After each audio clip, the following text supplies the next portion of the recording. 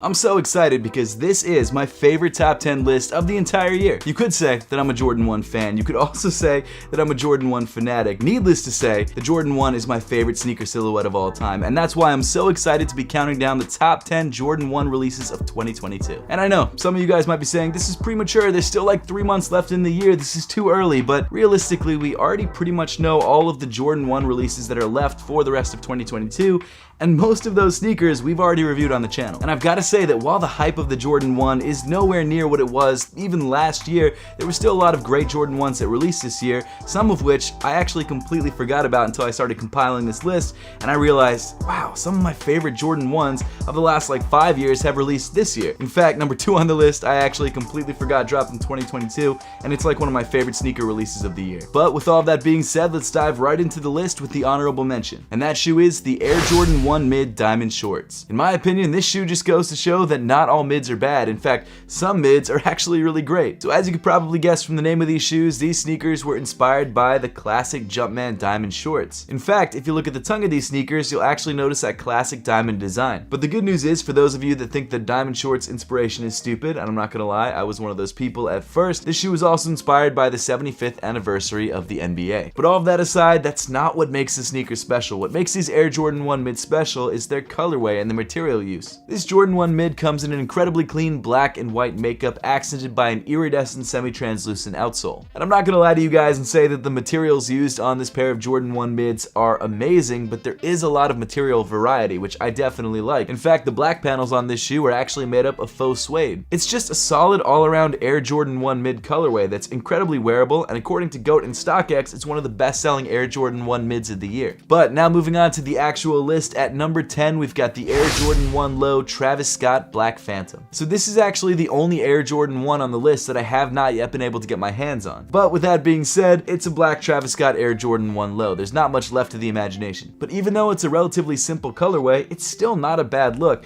and a lot of people actually need to wear black shoes to work to fit within their dress code, and this shoe allows you to wear something hyped up and drippy while still not getting in trouble at work. Now, one of the things that I really like about this shoe that really serve to define the shape of the sneaker are the white stitching details. I mean, let's be honest, without these white stitching details, it would just look like a solid black sneaker, and you wouldn't even be able to tell that it's something crazy hyped. Not that hype really matters, but let's be honest, there's a tiny hype beast in all of us. And what I really like about the white stitching is that it really accentuates the backwards Nike swoosh and lets you know that it's there. This Travis Scott Air Jordan 1 Low is probably one of the most simple and understated colorways on the list, but it's definitely one of the easiest to wear. But unfortunately, like most other pair of Travis Scotts, when this shoe finally releases, if you're not able to grab a pair for retail, you're probably gonna have to pay resale for this shoe, which I'm expecting to be a couple $100 over retail. So it's not the cheapest all black shoe option, but hey, you always have the black Air Force 1 Lows, if you're willing to go that way.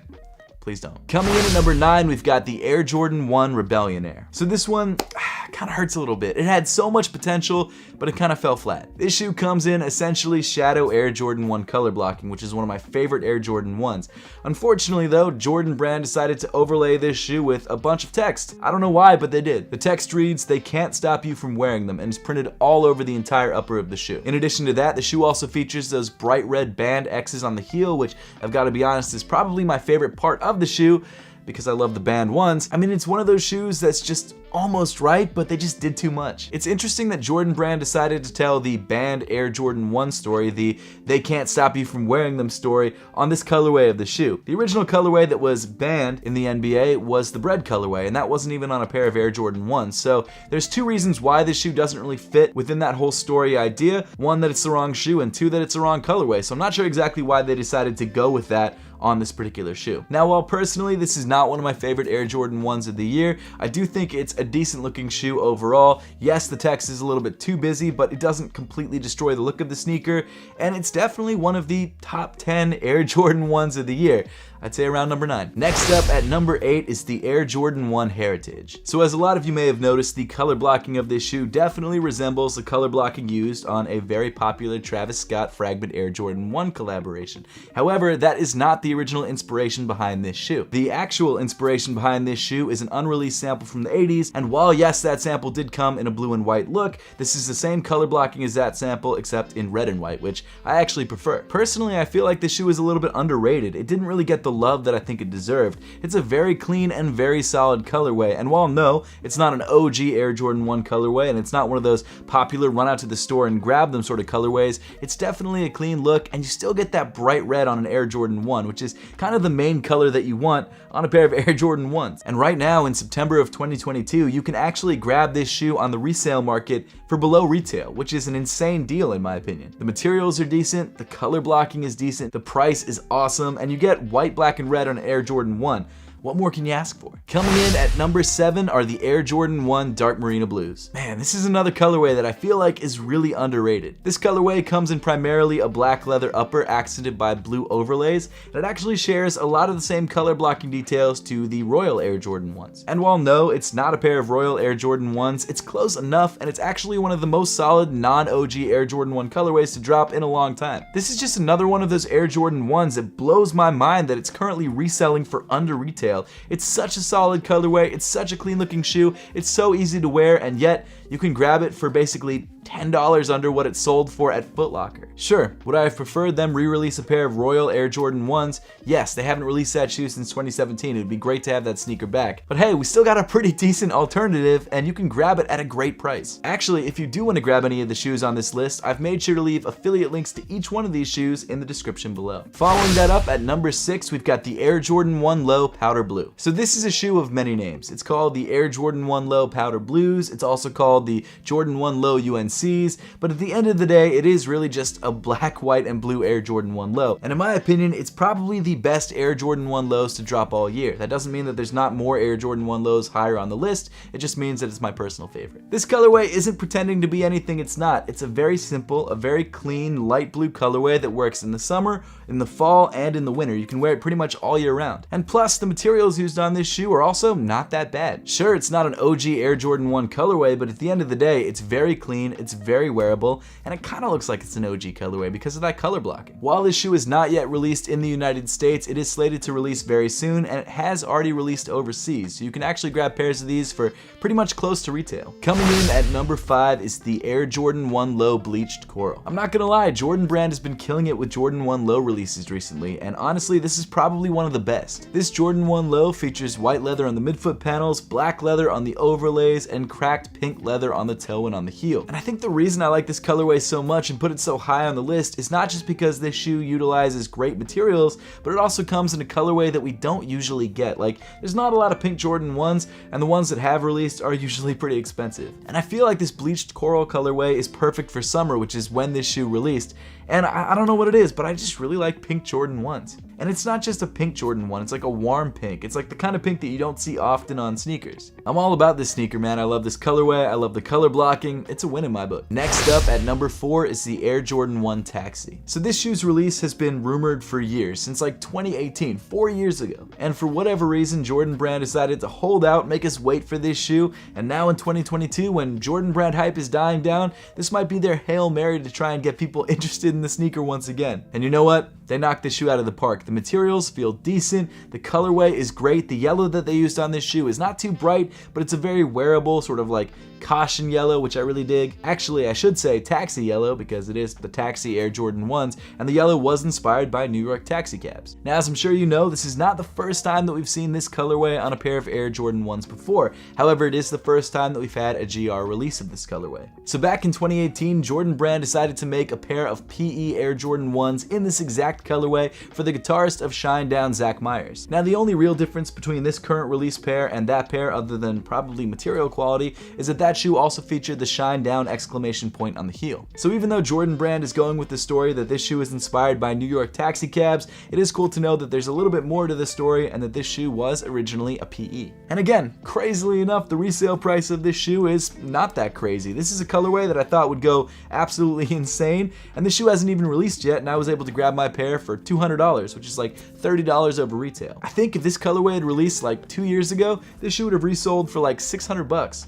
At number 3 is the Air Jordan 1 Low Travis Scott Reverse Mocha. So the impact that Travis Scott has had on sneaker culture is undeniable, and because of that, Jordan Brand just keeps feeding him collaborations. And every year, Travis Scott gets another Air Jordan 1 collaboration, and this time, the marquee Travis Scott Jordan 1 collab was on a pair of Air Jordan 1 Lows. And it's interesting because Travis Scott really popularized the color brown on Air Jordan 1s. We had had it before, but it was never a colorway that was sought after the way that it is now. And this latest brown and white variation on a pair of Travis Scott Air Jordan 1s this time comes with a brown suede upper accented by white overlays. Hence the name Reverse Mocha 1s, because the original Travis Scott 1s came the other way around. I love the sort of chocolatey coffee vibes that this shoe has. It's got that sort of smooth brown look on the upper accented by the white, which is the creamer, and then the cream color, which I guess actually would be the creamer if we're making a coffee metaphor out of this. Either way, I love the way this sneaker looks. I like the backwards Nike swoosh. I like the brown hits. I like the little red accents on the tongue. The only problem I have with this shoe is that